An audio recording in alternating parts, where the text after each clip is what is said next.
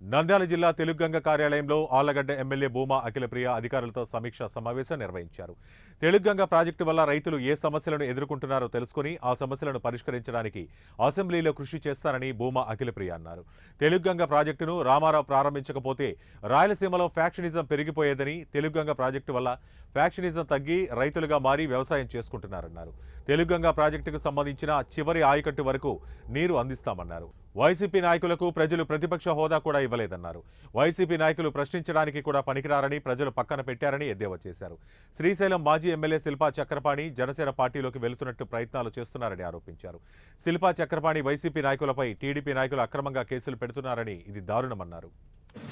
ఈరోజు నంద్యాలలో మన తెలుగుగంగ ఆఫీస్లో అటు పీసీ గారితో అదేవిధంగా డీసీలు అందరితో ఈరోజు అధికారులతో తెలుగుగంగ ఆఫీస్లో ఒక చిన్న మీటింగ్ ఏర్పాటు చేయడం జరిగింది.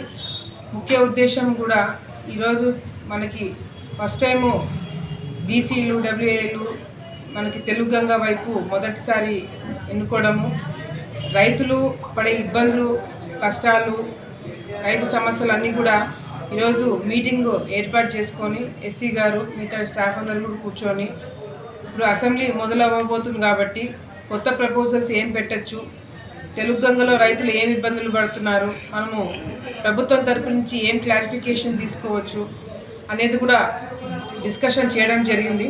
ఎందుకంటే నేను గతంలో కూడా అసెంబ్లీలో మాట్లాడినప్పుడు చాలా సందర్భాల్లో చెప్పడం ఏంటంటే కళ్ళ ముందర మనకి తెలుగుగంగ కళ్ళ ముందర నీళ్లు పోతున్నా కూడా మా ఏరియాలో ఆ నీళ్లు వాడుకోలేని పరిస్థితి ఈరోజు రైతులకి ఆడ కనపడుతుంది.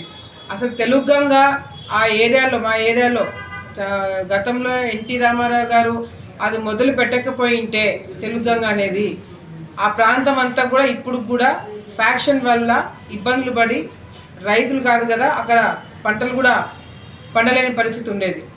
కానీ తెలుగుగంగ రావడం వల్ల ఆ ప్రాంతం అంతా కూడా చాలా కూడా రైతులు బాగుపడమే కాకుండా చాలామంది పిల్లల్ని చదివించుకొని ఒక మంచి పొజిషన్లో ఈరోజు ఆ ప్రాంతంలో రైతులు ఉండగలిగినారంటే దానికి కారణం ఎన్టీ రామారావు గారు. తెలుగుదేశం పార్టీ అధికారంలో ఉన్న ప్రతిసారి కూడా రైతులకి పెద్దపీఠం వేసింది. తెలుగుగంగలో రైతులు పడే ఇబ్బందులన్నీ కూడా